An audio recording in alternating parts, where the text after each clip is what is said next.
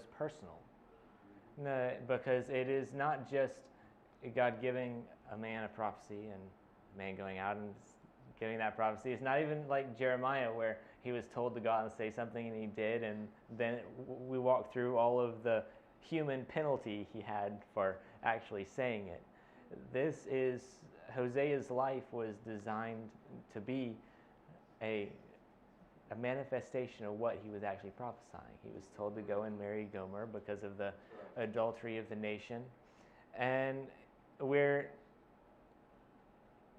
are we going to describe this? There are quite a few ways to read chapter 3. They all get us to the same place. But the way that we're going to read it today, I believe, takes chapters 1 and 2, and it continually makes it more personal. Because while Hosea is about the overarching sin, divorce, and redemption of Israel, it's also taking it from the big picture and then highlighting it down to the more specific. And so we've gone through our look at Jehu. If you remember that, we went through and looked at how his personal application of the sins of Jeroboam were to fight against all of the evils of the world so that we can get back to the good religion of ourselves. And then we went back and we looked at what came before Jehu and Jeroboam. And we noticed that both of these are prophecies about leadership. All right, we've got the description of Jehu. We've got the description of Jeroboam. And now we're going to get much more personal in that we're going to talk about the people. Because we're not just talking about the nation and its leadership, we're talking about the people of the nation. And I'll keep coming back to this example because it's in our politics a whole lot, that it would be irrelevant for there to be any abortion laws whatsoever if no woman was willing to get one and no doctor was willing to perform one. It would, of course, if that was the place, there would be abortion laws on the docket, but the hearts of the people are what govern it. In the same way, it would be almost irrelevant. I say almost because I'm being facetious to make the point, not because of any practical thing, but it would be almost irrelevant to have 100% abortion completely illegal if the hearts of the people demanded it. Because it's where the people are that is what's being dealt with. So chapter 3, starting on chapter 3, we're dealing with the people. And we got to start out with this idea of a personal God and a personal application. Because we've so changed that word, personal. Because personal now means private.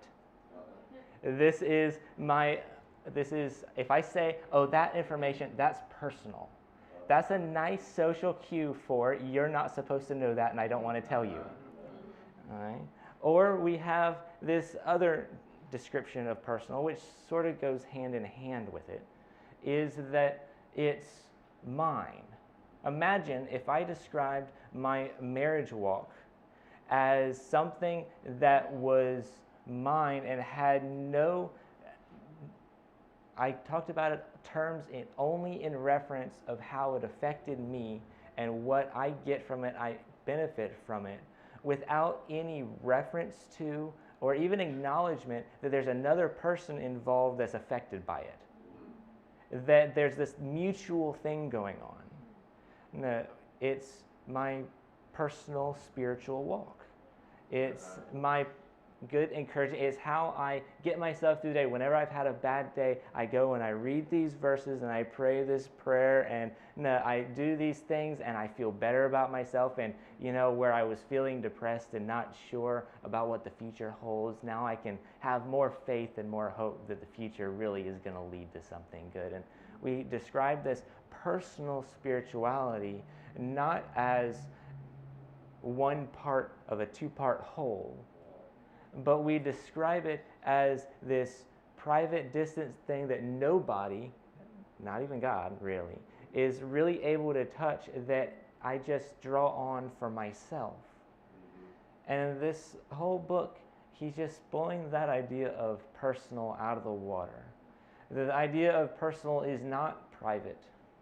It's not, it is personal because it is affecting you. It is just like there are those intimate times in a marriage that nobody else is supposed to see. That is reflected in the public personal of when the couple is out about in the world. In fact, if everything's improving and they're getting closer in the public, you can bet they're probably getting closer and more mature in the intimate and private areas. But the idea of personal only being the private, he's blowing that out of the water, because personal is where meaning is found. We've got this entire culture out there with internet and everything that's designed to depersonalize everything into an experience so that it's just the idea of something and no actual person involved in it. And we take that and we just we superimpose that onto our relationship with God as if God is the hidden private thing that I go to every so often and get encouragement from. But it's not that marriage relationship where there's actual recognized two members of this relationship. Get that idea in there, that personal and meaningful. Because if you depersonalize everything, you take all the meaning out of it. And so we're going to start, where are we going to start? I tell you Hosea, but we're really going to start in 1 Kings.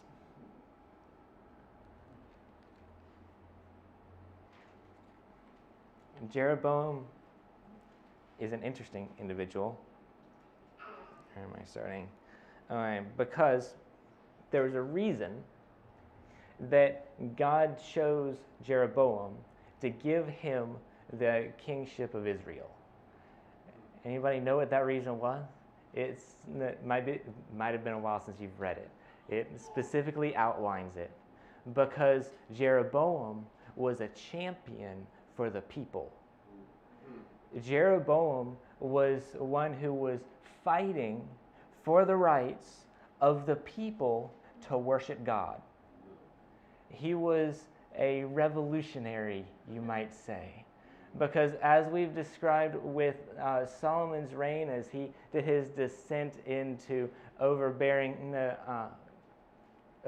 rule, he began to collect money from the people.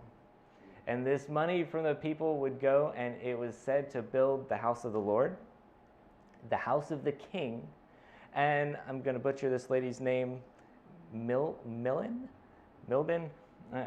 Basically, it was going to go to the house of God, the house of the king, and the house of Egypt's daughter. All right? So we've sort of got some political unrest, you might say. You might even say, a certain president just like airlifts a bunch of cash into the Middle East in the middle of the night. Sort of funkiness going on that is, you don't know that part of the history? That a couple presidents ago. It's just political upheaval in a way that the rule of the people is no longer, Solomon ruling over the people is no longer his personal point of being king, but he is king. It's about him and his political connections, and look, he is the king that brings in Sheba and all of these things. And so he's got the politics of the day were getting pretty bad, let's just put it that way. But not only did the money go to the princess of Egypt and her house, but in doing so, he built up all of the areas of the wall around the city of David that most of Israel used to get into the city of David. So he built up other nations, and he made it harder for the children of Israel to enter into the city of David. And so Jeroboam rose up and rebelled against Solomon because the people were being denied their rights to the presence of God. And so because he was fighting for the people, God said that because of what Solomon's done, Solomon's a king, I'm going to make him a prince. I'm going to make you king. Except for I'm not going to make you king over all 12. He went through that whole, Abiha, is that how you pronounce his name? Went and he took the garment and he ripped it into 12 pieces and he gave him 10 and said, you will have the 10 and Solomon will have the 2. And that was the prophecy of the civil war that was about to take place. So he was the champion of the people's right to worship.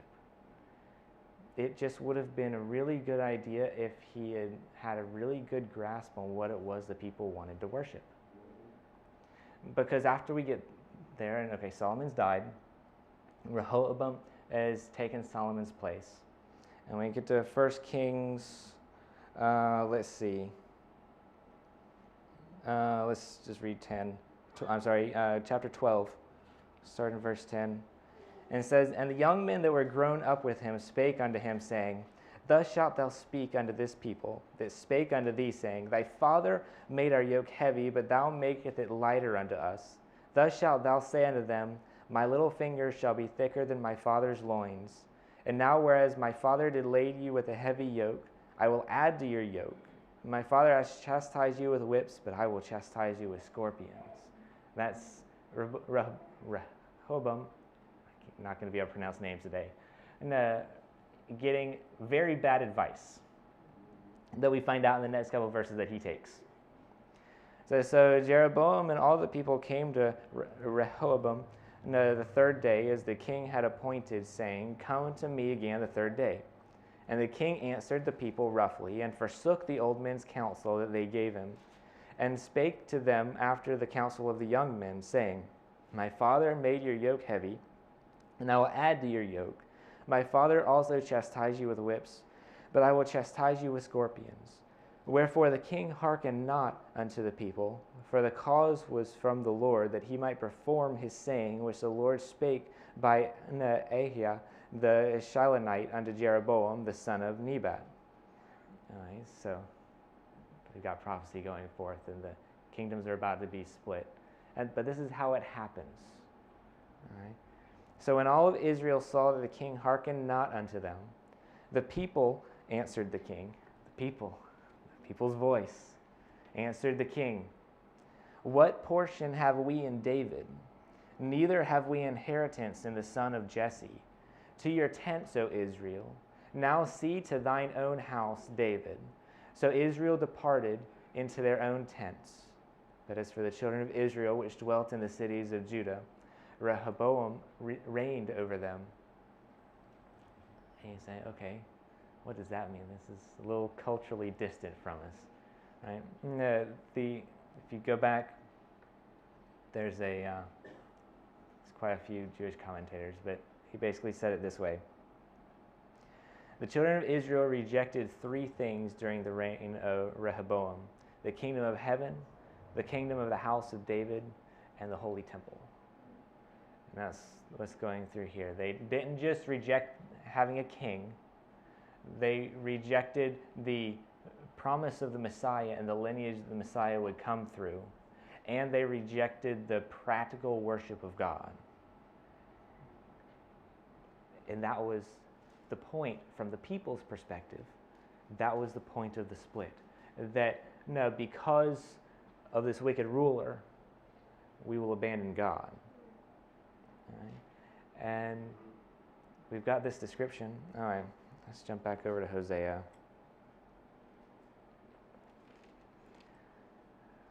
I'm going to go to 4.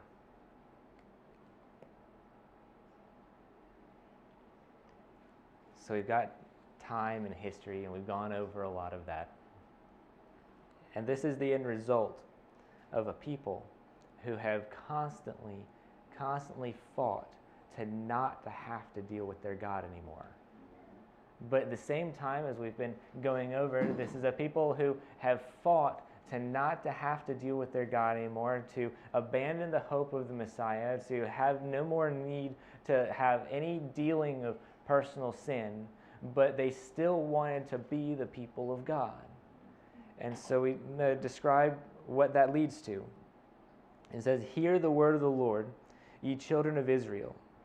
For the Lord hath a controversy with the inhabitants of the land." So we can go back through and we can describe everything that's been going on with Jeroboam and Jehu and all of the kings in between, everything we've gone over for the past couple of weeks. But now he's not just talking about the overarching stuff. He's talking about the individual hearts of the people. And he's saying that I don't just have a problem with the overarching sin of Jeroboam in the land, but there's only one reason the sin of Jeroboam was actually able to take root in the land, is because he didn't come up with all of that stuff. He gave you what you wanted. And the end result of having given the people what they wanted meant there was no truth, nor mercy, nor knowledge of God in the land. And I can't be in the Old Testament and read these words without reminding you that says that there is no emet, nor hesed, nor the knowledge of God in the land. Which doesn't just mean there's no correct information and there's no peace. That, remember, truth is fundamentally defined as that which perseveres, that which endures, that which has been, that which is, and that which will always be. Mercy is that loving kindness, that brotherly love, that said, that covenant love, that thing that takes two people to interact, and that because you have set your love on me, I will set my love on you. And this idea of mercy, well, we got to even ask, how hard is it for you? Forget going out of the walls for a second. How hard is it for you to know how to communicate with somebody from another church? How difficult is that? Just to start up a conversation and actually be able to be on somewhat of the same page. Well, how about I would just to go up and have a conversation with somebody and say, do transgender people deserve human dignity? All right. Now, I say something immediately like that, and your minds immediately go, okay, what does he mean by that? What does having to give them human dignity mean? Does this mean he's more on the left and I'm going to have to put up with these pronoun things? Or does that mean he's more on the right and we're going to be on the same page with all of these things? Which camp does he belong to? Because we got to know if I'm dealing with a friend or I got to know if I'm dealing with an enemy. And we categorize the idea of everything that I just said into all of these categories to find out whether I can connect with this person or not. Let's forget about the absolute truth of what God said about how to deal with people. Let's forget about the absolute truth of we're all being sinners and me needing mercy, and because I was loved. Let's forget about the absolute truth of what God says. Let's forget about needing all of who I'm supposed to be in Christ, and let's just throw all of truth out the window and find out what idea is going on there that I either will or will not attach myself to. And then once I've figured out whether I'm going to attach myself to this idea or not, I'm going to find out everybody else who has done the same thing, and we're going to start a war. We're going to start fighting over this issue. And that's how we do it. There's no truth in the land. There is no firm foundation of knowing this is the word of the Lord, this is not how we are, and it's all just categories of things that I either agree with or I don't agree with, or I'm willing to do or I'm not willing to do, that anger me or I appreciate. And we have all of these different issues that we react to and respond to instead of submitting them underneath the truth of the word. And that is the direct result of what people see. Their ideas aren't things. Can I just put it that way? Ideas are not people. That means if ideas aren't being put underneath the truth of the word, that means a long time ago you stopped being under the truth of the word, because the idea follows the person. There's always the actual individual who is doing something with the thought. The thought doesn't rule. I always tell people the emotion doesn't rule. It's not the start of anything. It didn't create anything. It's the result of something. It's the result of what's going on in you. It's the result of what you think. And it's the result of the way you respond. It's the reaction. It is secondary. The person is where it starts. And so if the idea is not under truth, that's because the person it came from is not under truth. No mercy. There's no mercy. I love this one. This annoy people on both sides of the aisle. Give me you're tired, you're hungry, you're poor. No. Oh, but what does our immigration policy really mean? And do we really want those people in here or not? What happened to the general context of viewing things through the lens of mercy? Forget about, details got to be worked out. That's all good. But working them out, what happened from beginning from the place of, I was a person that needed mercy. And so I will deal with everybody else as if they are people in need of mercy. When did we lose that as a nation? Before I was born. And we're living in the effects of, but he's describing a nation where these things are just not there anymore. No truth. There is individual truth. There is postmodern my truth and your truth, which inherently means there is no truth and we have to come up with our own. And we've got no mercy, but we've got our self-righteous, I'm a better person because I'm good enough to take care of you. And we've got all of our different bastardizations of the social gospel, and we've got all of our human rights agendas because that's what a spiritually evolving society does. And all of our human twistings of everything. But no truth, no mercy, all because no knowledge of God. At least when I was a kid, you watch basketball games and football games, and somebody in the crowd at least put the John 3:16 sign up. All the people way back then who would hold up the John 3:16 signs up are now holding up Let's Go Brandon sign, which is really just a euphemism for a swear word. So what happened to the knowledge of God? Even if you don't like the person that the euphemism is against, what happened to your mercy and what happened to the knowledge of God and what happened to truth? Why does conservatism just completely ruin all of the gospel when it should be led by it? When it should be underrooted and grounded in the truth of God and mercy and the knowledge of God. But you get rid of this truth and you get rid of mercy and you get rid of the knowledge of God, and like we talked about the other week, all that's left is war. Whether it's big nation-on-nation war or person-on-person war. Don't even bother going on the internet anymore because you're just going to get caught up in 50 different wars at once because all we do is war with each other. So by swearing and lying and killing and stealing and committing adultery, they break out. I don't even have to go through examples on all of those. No, that it's just the way it is. We've got an entire nation who will have a lockdown and shut down for a year, and half the nation turns to porn to be able to pay all of their bills. I won't even say the name of the company they did, but it's a common household name now. The point of this isn't that there is sin in the land. We're fallen. There's always going to be sin in the land till he comes back. We're always going to have to deal with it. The issue here is that blood touches blood.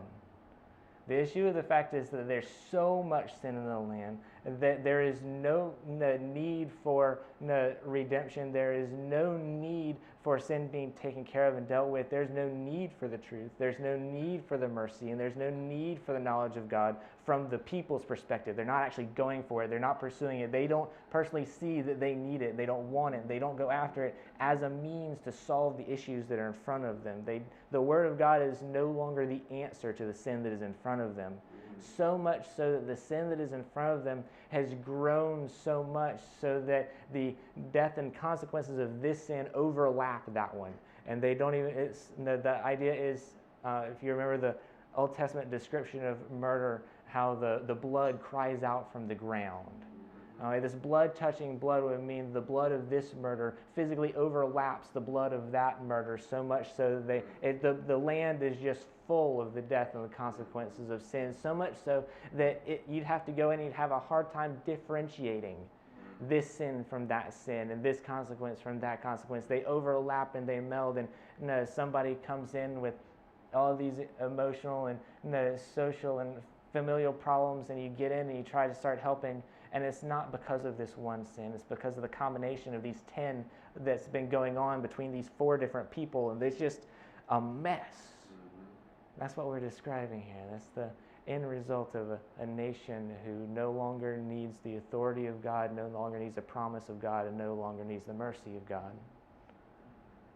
because they abandoned the kingdom of heaven and the kingdom of David and the temple. And blood touches blood.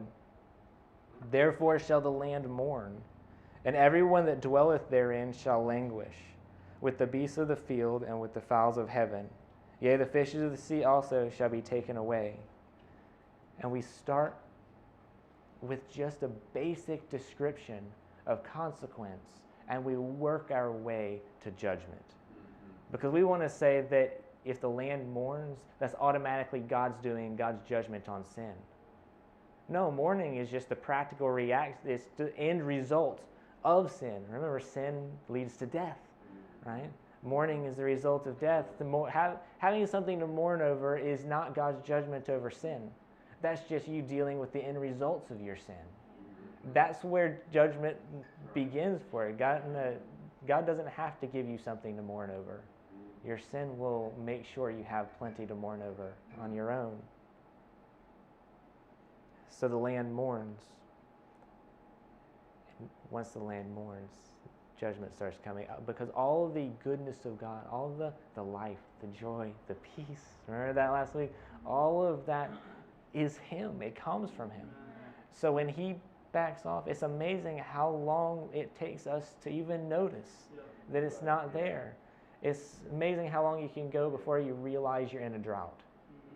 And then it's amazing how long you can go when you have a drought and then you have a poor crop yield, and then you go back, oh yeah, there was that drought last year, wasn't there? We've had a couple of sprinkles in between now and then, so I forget about the drought, but the drought's really been there all along, and then the crops just started dying, and all of the practical consequences of all the death, and it just continues to cycle and get worse and worse and worse. So we get to the place where if our nation would just follow verse 4, we want our nation to turn to God and repent, seek His face, and Lord, come in and honor their repentance. That's what we want, right? To heal our land. If they would at least follow verse 4. You know how much destruction in the world would stop if we would at least follow verse 4.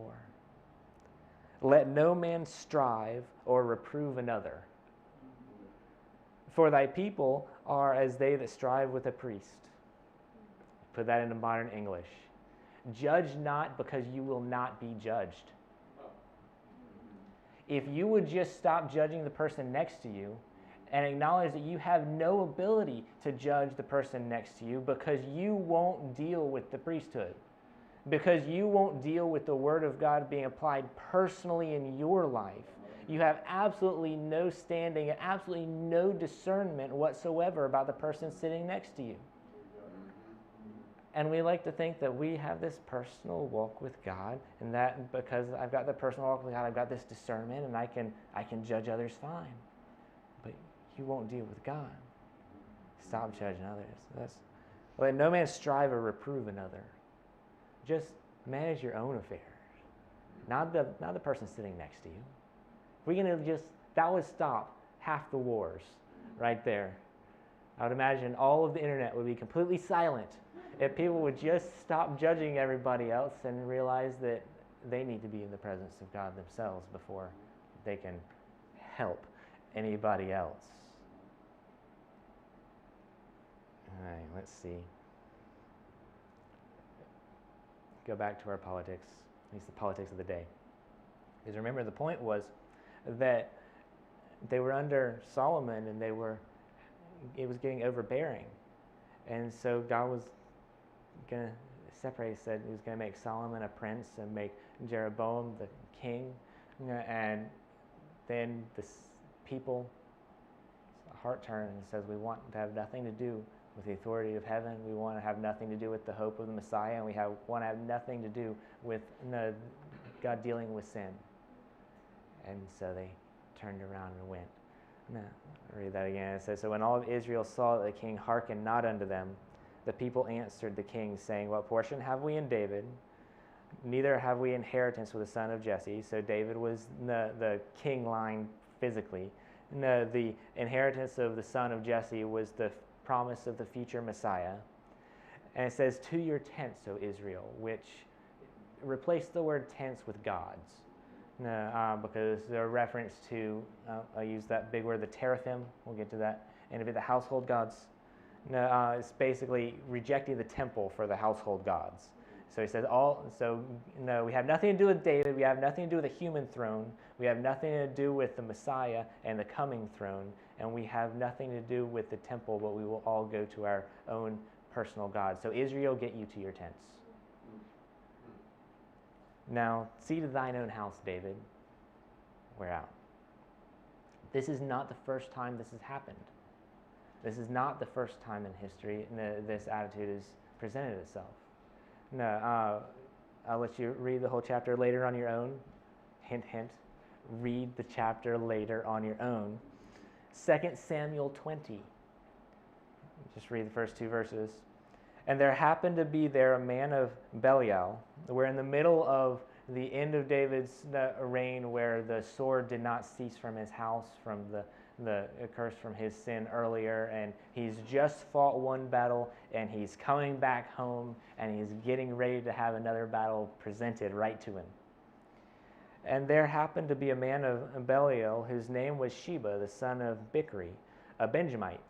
And he blew a trumpet and says, we have no part in David, neither have we inheritance in the son of Jesse. Every man to his tent, so Israel. Get this in. We have nothing to do with the king, we have nothing to do with the Messiah, and we have nothing to do with God dealing with our sin. So every man of Israel went up after David and followed Sheba, the son of Bichri, and the men of Judah clave unto their king from Jordan even to Jerusalem. So back in David's day, so this is only one generation previous. All right, this isn't a whole lot of time. This is one generation to the next. All right, so in David's day, the same attitude was in the people of rejecting authority, rejecting hope, and rejecting repentance. And so he said the exact same thing. And he runs off and he tries to start a skirmish. Do you know where this one? Oh, I'll tell you the end of it. You can read the chapter on your own. But do you know what happened to Sheba, son of Bichri? The people turned him in. The people decapitated him and sent him to one of David's guards. The people would have none of it. And so this rebellion didn't go anywhere because the people wouldn't. Because they were under David. And they loved and served David. But then we get over to Jeroboam, and this same underpinning, we will have nothing to do with authority, hope, or repentance. And it takes off. Because Jeroboam, remember, he's like, well, if I let the people go back to the temple, then I'm not just going to lose my throne, but I may even lose my life, and God's promise is going to be worth nothing to me. So I'm going to give the people what they want. The people are going to get to worship the way they want. They're going to get to worship what they want, how they want, who they want. And I'm going to make it easy for them by allowing them to worship a counterfeit God and give it the name of the real. And so the sin of Jeroboam was the official state stamp of the sin of the people. Because he was a champion of the people. All right, Hosea 3. Finally get back to Hosea 3. Hosea's personal application of the prophecy of God. Then said the Lord unto me, Go yet love a woman, beloved of her friend, yet an adulteress, according to the love of the Lord towards the children of Israel, who look to other gods and love flagons of wine. All right, as we said before, there's several ways to read this, but we're going to continue in the same theme. To make it easy, then said the Lord unto me, go yet love Gomer, because Gomer is someone that you love, even though she is an adulteress. Because this is a picture type of God and Israel. This isn't some third person. There is no third person in God's marriage. All right.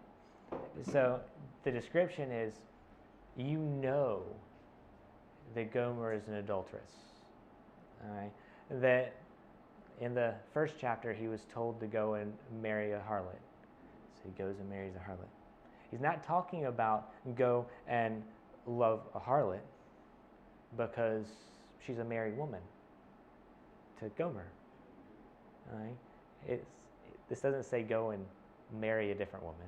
It says go and love a woman, beloved of her friend, yet an adulteress.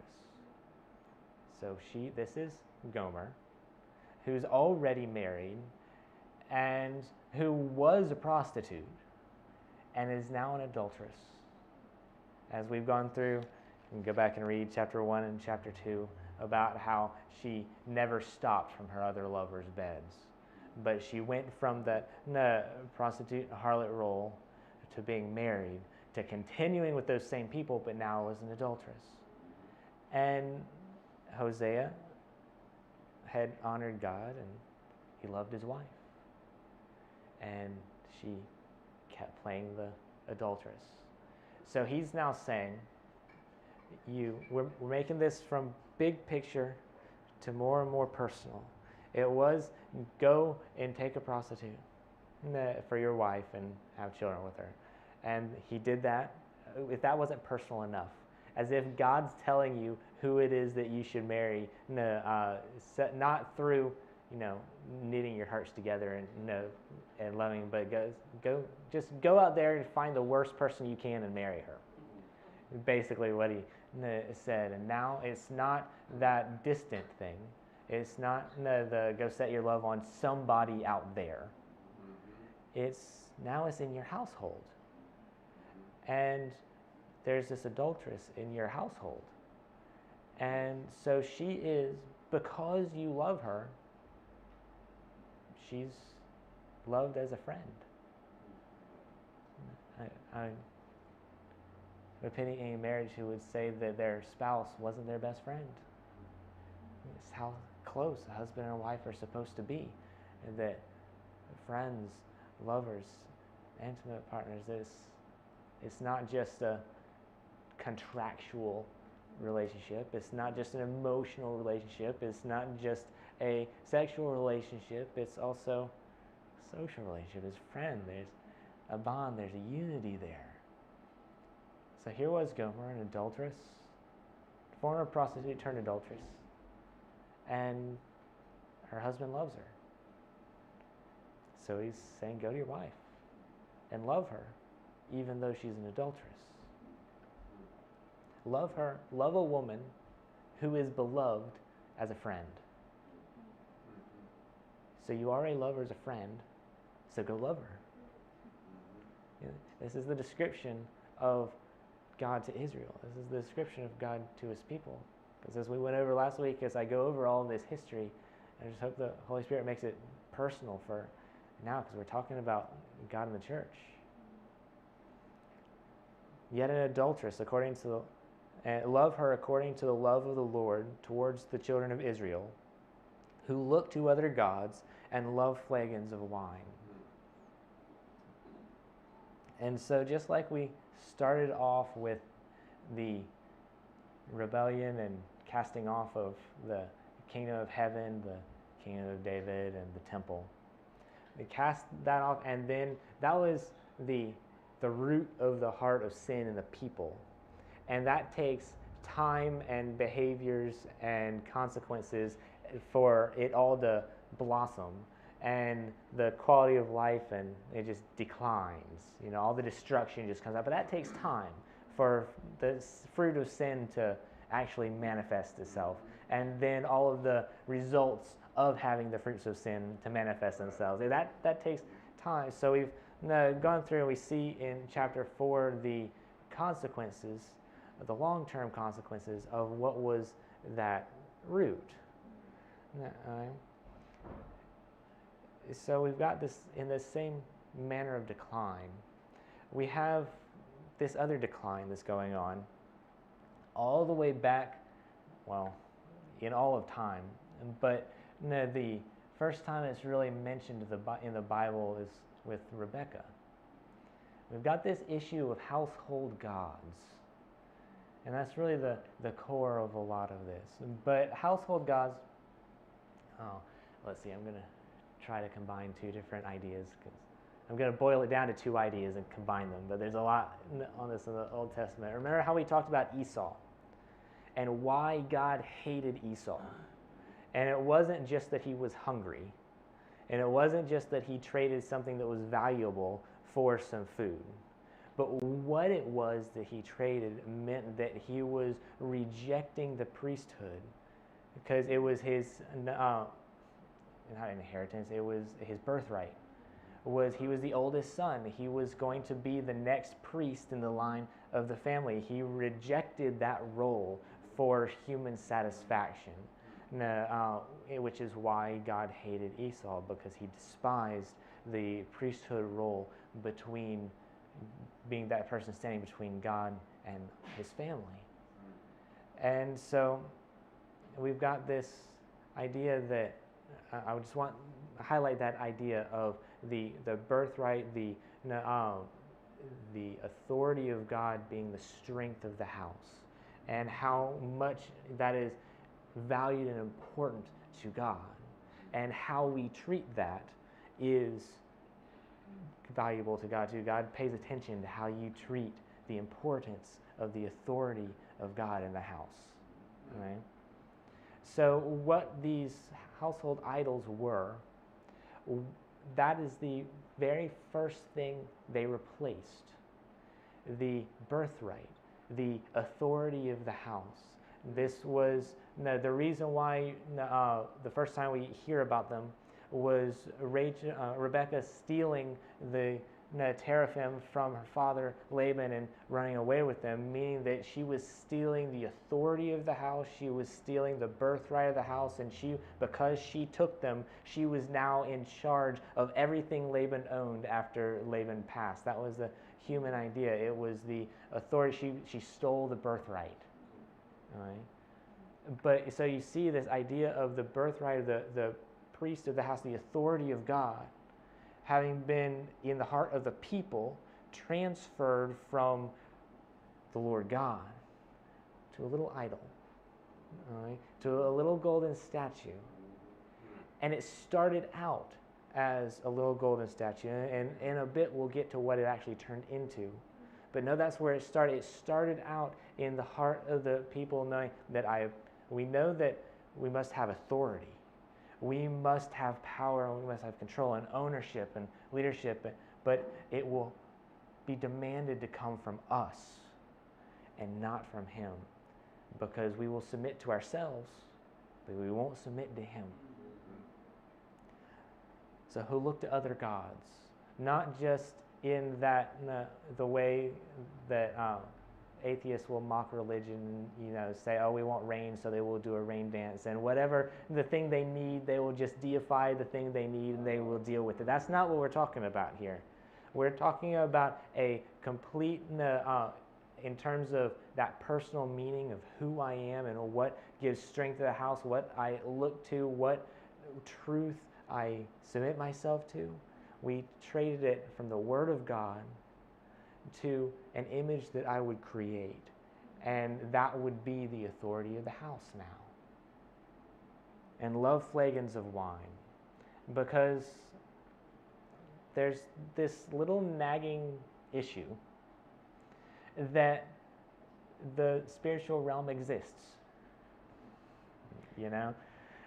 And so the benefit of being God's people underneath a godly king, godly authority with a godly promise and godly dealing with sin is that God is sort of the head of the spiritual realm, so to speak. He is spirit. If you're dealing with him, you're inherently dealing with the spiritual realm and underneath his protection and all of that. So you get out from under that and you worship your own little God. The entire spiritual realm doesn't go away. All right? It is still out there. So you have to take the strength and power of the house and still deal with the spiritual realm of the rest of the world somehow without the authority of God. You gotta convince them that you have enough authority to interact. Let's put it that way. So how do we do it? Well, just the way nations interact. Just the way states interact. We have treaties, we have interaction, all right? And so that's how, with Solomon bringing in the wives, and you have the groves, and you have all the different ways, all the different gods were worshipped, is because there were actual spiritual beings that they were worshiping, and they would appease this one, they would appease that one, they would get what they wanted from this one and get what they wanted from that one, all while it being like a foreign mission embassy trip from the real authority that we knew rested in our own household. That idea makes sense? And that's what the low flagons of wine is. There's a argument of whether this should have been translated flagons of wine or a certain type of cake, but really that argument is just, is he referring to worshiping this God or is he referring to worshiping that God? So the idea is the same. It's which of the fallen angels, which one of the demons were they worshiping in addition to their own personal household gods, just so they can function in society and live in the world without all of the world coming crashing down on them. So who look to other gods and love flagons of wine, just see rejection of the authority of God and having to survive and make their way in the world, in the spiritual realm. So I bought her to me for 15 pieces of silver, and for a homer of barley, and a half homer of barley. And said unto her, Thou shalt abide for me many days. All right, so I am not going to go through the details of this. Just trust me. Everything in verse 2 and the first part of verse 3 in Jewish culture is a description of days. We have just described the 50 days between Passover and Pentecost. We've just described God coming in and dealing with sin, and the 50 days between him dealing with sin and his presence. And so that's where we're beginning to enter this picture. And he says, go and love a woman who is beloved of her friend. Go love an adulteress who is still in her adultery and redeem her and pay the price for her. And this paying the price for her is going to be sufficient, but it's also going to be the down payment on the work that's going to happen so that there can be a final joyful union in the end. All right, so we've begun to see this transition between redemption and presence, and we're still in that 50 days in between. All right. So it says, Thou shalt abide for me many days, and thou shalt not play the harlot, and thou shalt not be for another man, so will I also be for thee. So, I don't know if you're like me, I had to read that a couple of times in order to not make this specific mistake. Because I read it this way a couple of times, and I'll go back and read it the right way. All right. Thou shalt abide with me many days, thou shalt not play the harlot, and thou shalt not be for another man, so will I also be with thee. That's sort of how we read it, right? That you need to stop playing the harlot and be with me. Did you notice how I had to change a word to do that? What word did I have to change? for. Because it doesn't say be with me, it says be for me. It says take your eyes off of all of that and the other adultery and be for me. Not just in a behavior, not just in this temporary stopping of sin, but be for me. Not just be with me, but live as if I am your purpose. That I am your meaning is found in you being directed towards me. That your eyes don't look anywhere else, your heart doesn't go anywhere else. You're set apart so that you physically can't see me. You've been taken away from them. You've been set apart. You've been made so that you're not your own anymore. You're not even having access to them anymore. I've taken you into my house, and your other lovers can't even come anywhere near you anymore. You are mine. Now that you are set apart, you be for me. I've made you with me. You don't get a choice in that. I've redeemed you, and I've made you with me. Now you be for me the same way that I am for you. Do we hear mercy? Do we hear Hesed? Do we hear that covenant love going on? Do we hear all of the ideas that she had completely forgotten about? All the ideas that the church has abandoned a long time ago. All of a sudden, that's what life is supposed to be fundamentally about. Between redemption and presence is being single-mindedly for. Thou shalt not play the harlot, and thou shalt not be for another man, so will I also be for thee. For the children of Israel shall abide many days without a king, without a prince, without a sacrifice, without an image, without an ephod, and without a teraphim. This is the strangest verse in most of the Bible, because it just like they mix the holy and the profane, he just did too.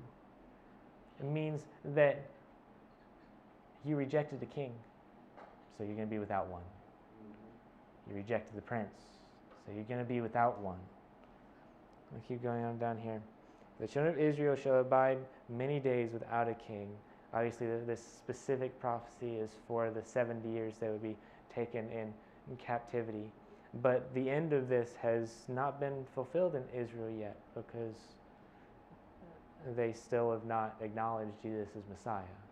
That's when this prophecy will end for them, even though they are mostly living in their home country again. Even though different small amounts of prophecy have been fulfilled, none of this can be completely fulfilled for them until they recognize the Messiah.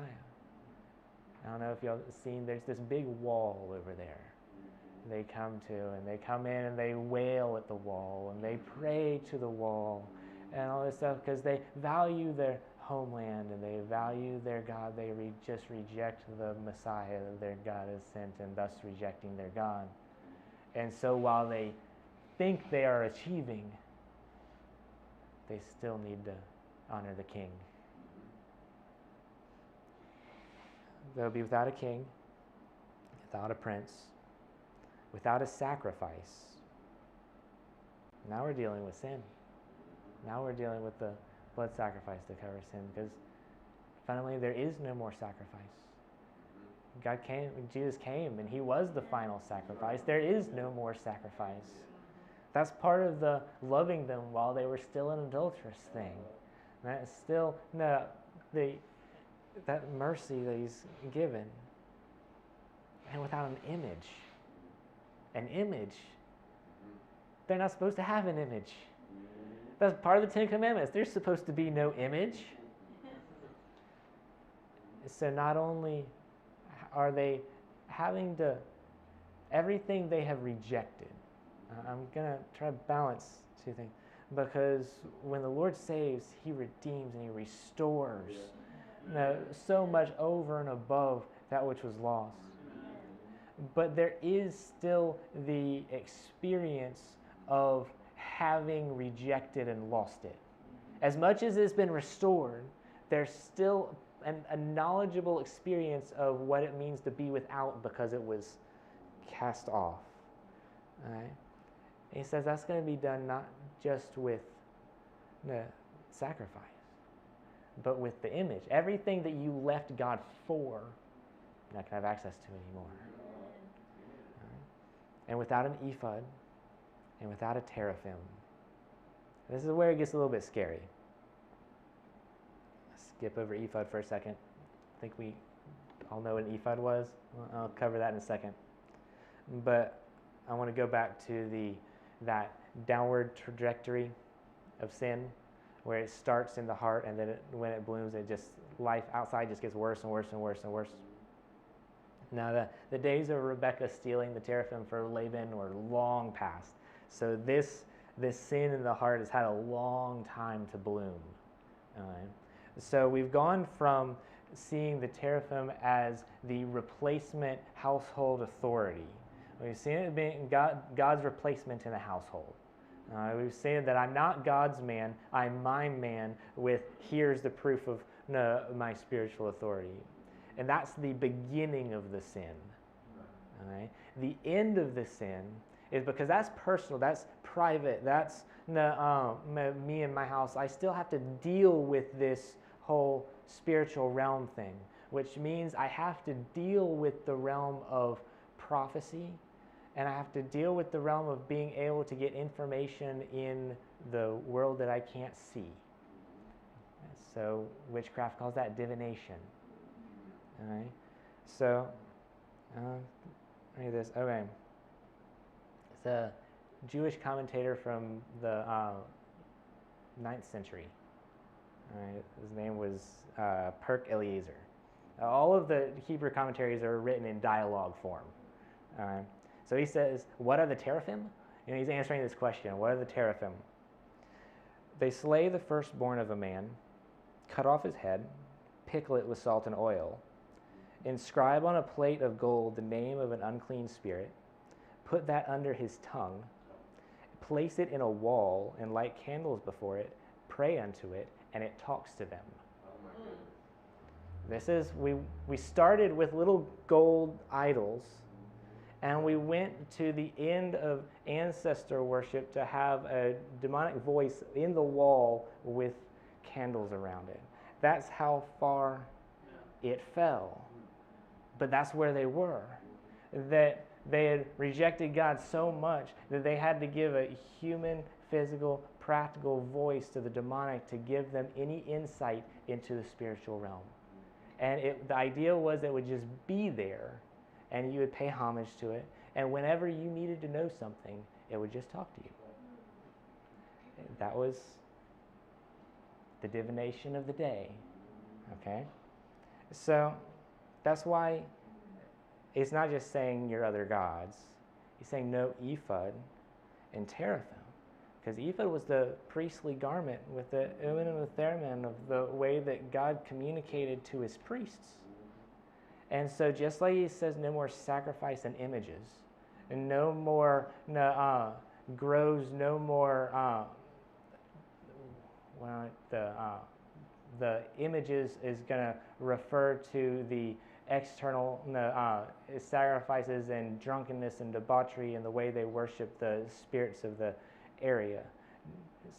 That's why he mixes sacrifice that he did for us and the sacrifice we have to give to them. Because there's a very difference in this idea. He compares those two, and then he compares the ephod and the teraphim.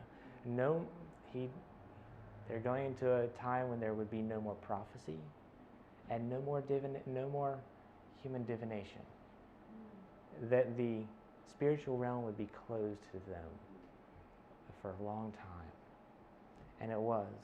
And you say, Pastor Chris, why you go through all that? Because that's fallen world life. That's whenever, the easiest G-rated version of this is whenever you just try to feel like whether things are okay based off how I feel.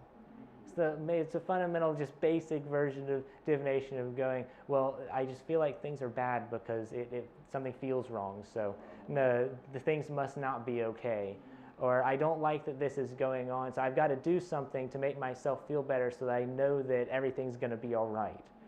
And that's the foundation, the idea of divination, that I am the divining rod, that as long as, if I can get myself okay, that proves to me that everything else is okay.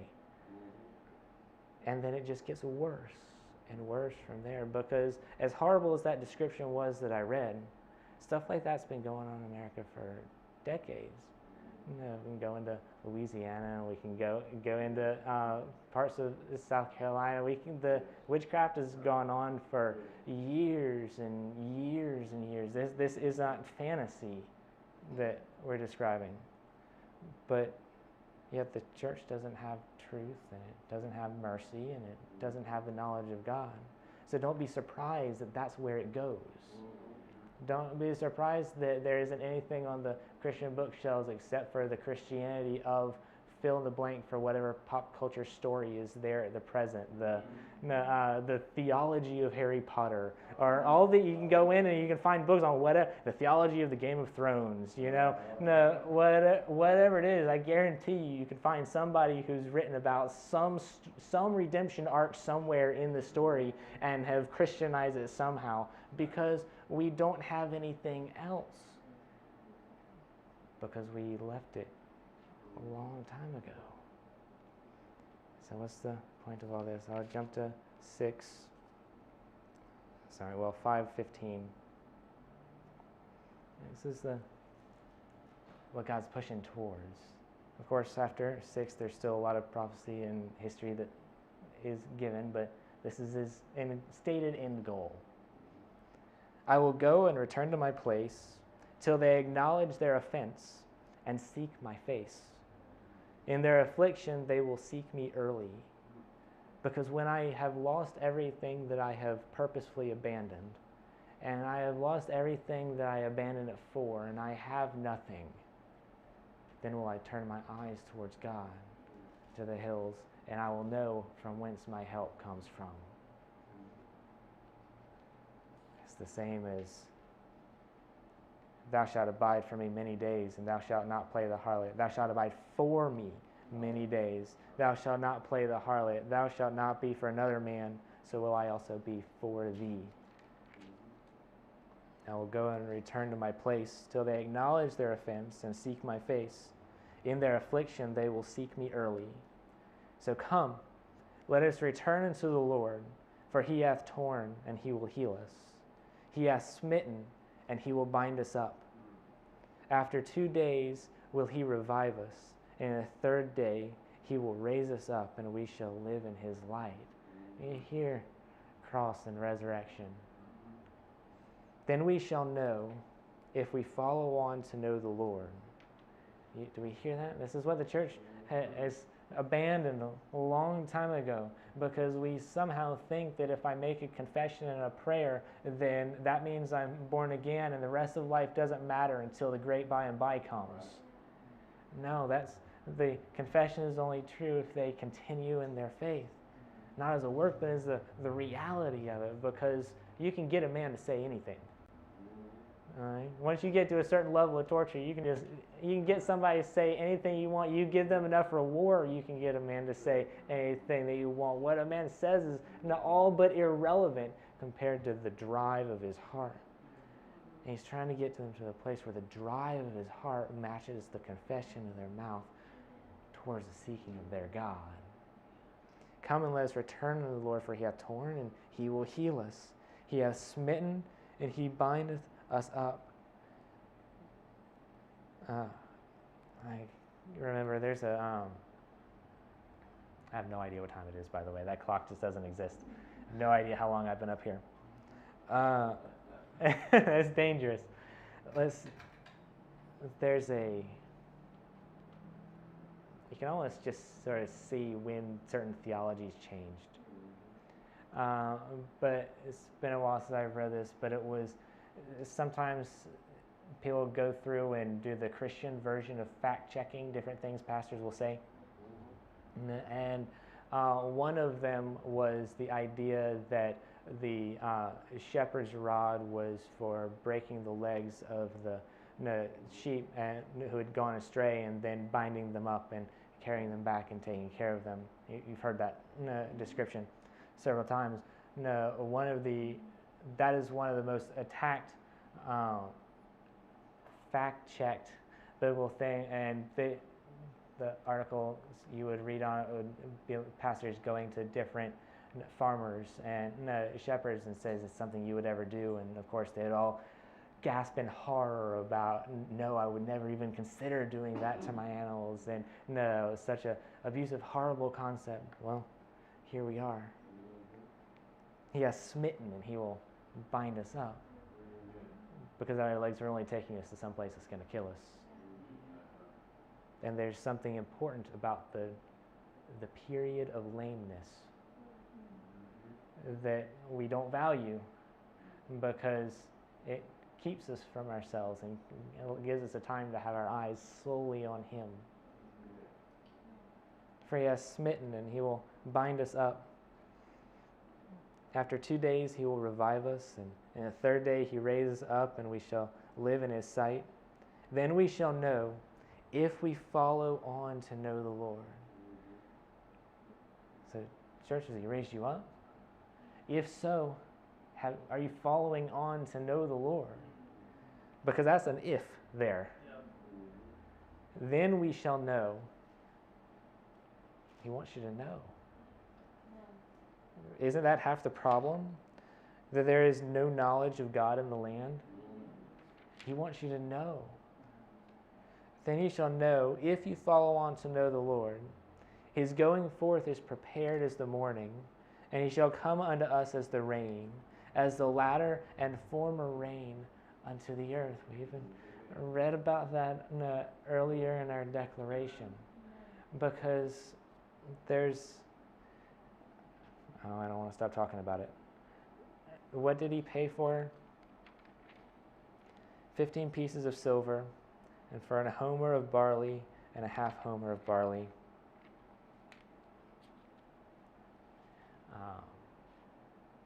Barley for the Passover feast. It was also known as the lower class grain, the cheap grain, not like that nice refined wheat, because it took money in order to preserve wheat. So people would have wheat during the season of the wheat, but only the rich would have wheat all year long because it was expensive to preserve and to keep.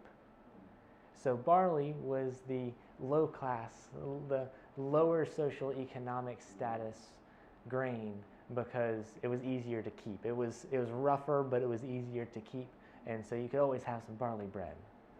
But not everybody could afford wheat all year long. But He starts us off in that low place.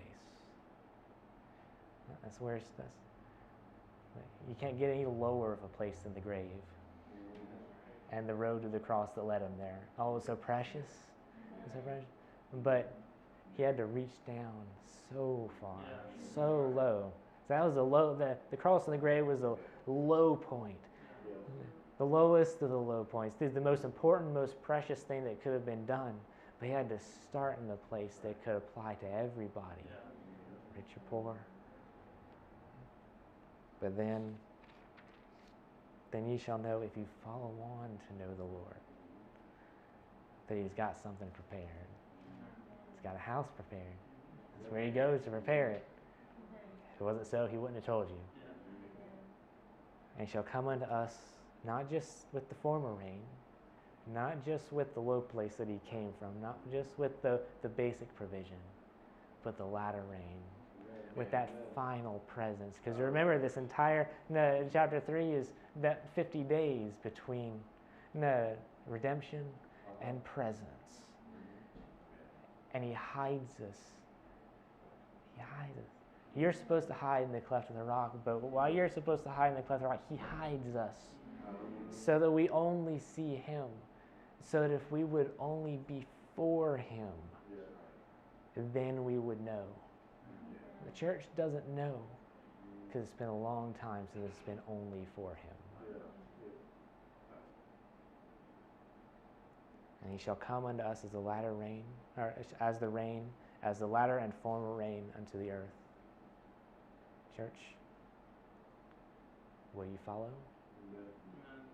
Because He'll cause you to know.